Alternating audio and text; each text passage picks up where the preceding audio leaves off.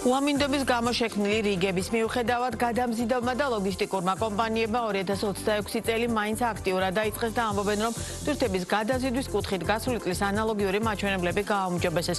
ბიზნეს სექტორში ელიან, რომ 2026 წელს საქართველოს როლი შუა დერეფანში კიდევ უფრო გაიზრდება.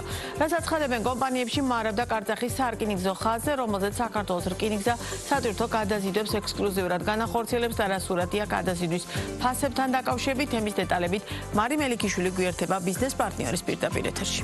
გამარჯობა მაია, მივესალმებით ჩვენს მაყურებელს. გაზრდილი ექსპორტი ევროპის მიმართულებით და გააქტიურებული ტვირთბრუნვა ჩინეთთან. ეს ის მთავარი ასპექტებია, რომლებზეც ყურადღებას გადამზიდავდა ლოგისტიკურ კომპანიებში ამახვილებენ, ამბობენ, რომ 2026 წელი საკმაოდ პოზიტიურად დაიწყეს და გასული წლის ანალოგიურ პერიოდთან შედარებით, როგორც სარკინიგზო, ისე საზღვაო გადაზიდვების კუთხით დადებითი დინამიკა აქვთ. ეს იმ ფონზე, რომ როგორც თავად სექტორის წარმომადგენლები განმარტავენ, უამინდობის გამო გზებზე შეფერხებები და რიგებია, რაც გადაზიდვებისთვის დაბრკოლებას წარმოადგენს. ამან გარკვეულწილად გავლენა იქონია გადაზიდვების ტარიფებზე, თუმცა ფასები მნიშვნელოვნად არ დაკორექტირებულა და ფაქტობრივად იმ ნიშნულზე შენარჩუნდა, რაც 2025 წლის ბოლოს იყო. ბიზნეს სექტორის წარმომადგენლების ინფორმაციით, მცირედით არის გაზრდილი ჩინეთიდან თბილისამდე ზღვით ტვირთების ჩამოტანის ფასი, რაც უმეტესად ჩინურმა ახალმა წელმა და გემებზე რიგებმა განაპირობა.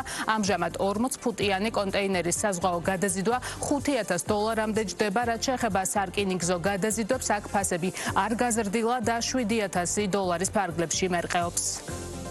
წელიწადი საკმაოდ დინამიურად დაიწყო, განსაკუთრებით გამოღვივდა ექსპორტის მიმართულებას ევროპის მიმართულებით და DST-ს ფარგლებში, თუმცა უამინდობამ გზებზე შეფერხებმა და რიგებმა ზედნადები ხარჯები გაგვიზარდა საგრძნობლად, რამაც საბოლოო ჯამში ტარიფებზეც იქონია გავლენა. გამოყოდი ასევე მიმართულებას ჩინეთის კუთხით, რომელიც საკმაოდ აქტიურად ვითარდება და წელს ჩვენ უკვე დავიწყეთ აქტიურად ნაკლები ტვირთის სერვისი რკინიგზით ჩინეთიდან, რაც საკმაოდ სწრაფია შედარებისთვის თუ საზღვაოს შევადარებთ და ავიასთან შედარებით ბევრად იაფი გამოსდის ჩვენ იმპორტიორებს. 26 საკმაოდ აქტიურად დავიწყეთ იმის გათვალისწინებით, რომ იანვარი ყოველთვის ზოგადად ასე ვთქვათ ჩავარდნილი სეზონი არის ხოლმე და ეხლა იწყება უფრო მეტად მოცულობების აკრეფა, თუმცა პერსპექტივები საკმაოდ კარგია. დღევანდელი წლის ჩვენი კომპანიის მაგალითზე შემიძლია ვთქვა. ზოგადად რაც შეეხება 2025 წლის თქვა ტარიფების ნაწილში თუ შევადარებთ 2025-ის ბოლოს 2026-ის დასაწყისს, დიდი ცვლილება არაფერი არ გვაქვს, ანუ ტარიფები არ გაძვირებულა, რაც თავარია, არც სარკინიგზო კუთხით, არც საზღვაოს კუთხით. პრინციპში დარჩენილია იგივე რაც იყო.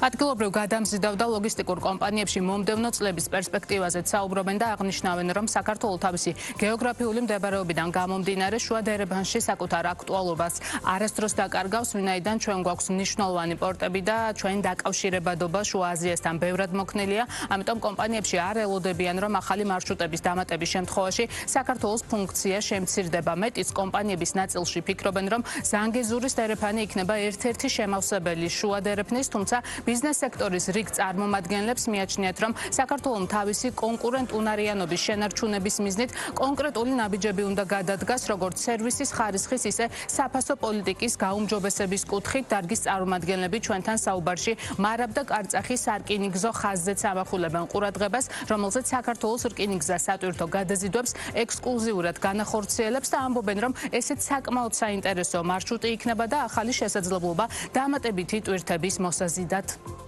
წელს ჩვენი როლი შუა დერეფანში ისეთივე იქნება ალბათ როგორც ჩარჩანი იყო, ანუ წელს ახლა დიდი ცვლილებები არ იქნება, რაც შეეხება ზანგეზურის კორიდორს, ზანგეზურის კორიდორი ახლა დღეს და ხვალ არ იქნება რაღაც გარკვეული პერიოდის მერე. თუმცა იმისთვის რომ ჩვენ მზად ვიყოთ იმისთვის, როდესაც ზანგეზურის კორიდორი აქტიურად ჩაეშვება, რომ ჩვენი აქტუალურობა არ დავკარგო და ვიყოთ კონკურენტუნარიანები, ეს ყველაფერი არის დამოკიდებული იმ ნაბიჯებზე, რასაც გადავდგოთ ამ პერიოდის განმავლობაში, როგორც ქვეყანა და როგორც ბიზნესი. კონკურენტუნარიანობა რაში გამოიხატება, ხო, ეს არის სერვისის ხარისხი და ფასი. ანუ ეს ორი კომპონენტი უნდა იყოს მისაღები დამკვეთისთვის, რომ მან იმის მიხედვით მე აერჩიოს, რომელ კორიდორზე გაატარებს თავის ტვირთებს. ზანგეზურის დერეფანი იქნება ერთ-ერთი შემავსებელი შუა დერეფნის. საქართველოს თავის აქტუალობას ვერ დაკარგავს გეოგრაფიული მდებარეობიდან გამომდინარე. ჩვენ გვაქვს უნიშნელოვანესი პორტები, ასევე სარკინიგზო მიმართულებით ჩვენი დაკავშირებადობა შუა აზიასთან ბევრად, ესე ვთქვათ, მოქნილი არის, ვიდრე თუნდაც ახალი მარშრუტიც რომ გაიხსნას. მეორეს მხრივ მოხდება განდვითვა ნაწილობრივ გზების, რაც თავისთავად შეივსება, იმიტომ რომ დღეს ჩვენ საკმაოდ ბევრს კარგავთ რიგებიდან გამომდინარე, რომ გადატვირთულია ჩვენი დერეფანი. მარაბ და კარწახის მარშრუტი არის ერთ-ერთი სტრატეგიული, ნაწილობრივ ის ასევე, რა თქმა უნდა, კონკურენციას შეუქმნის სახმელეთო გადაზიდვას, ვიცით რომ თურქეთთან მხოლოდ სახმელეთო კავშირი გვაქვს ძირითადი, თუმცა უფრო ჩემი აზრია, რომ სატრანზიტო ფუნქციონალს იქონიებს და სტრატეგიული იქნება შუა დერეფნის განვითარებისთვის.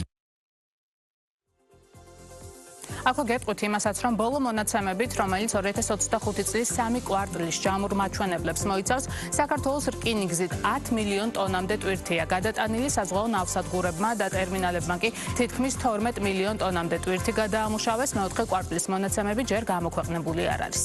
მადლობა, მარი მელიქიშვილი საუბრობდა ამ აქტუალური თემის დეტალებით პირდაპირ ეთერში.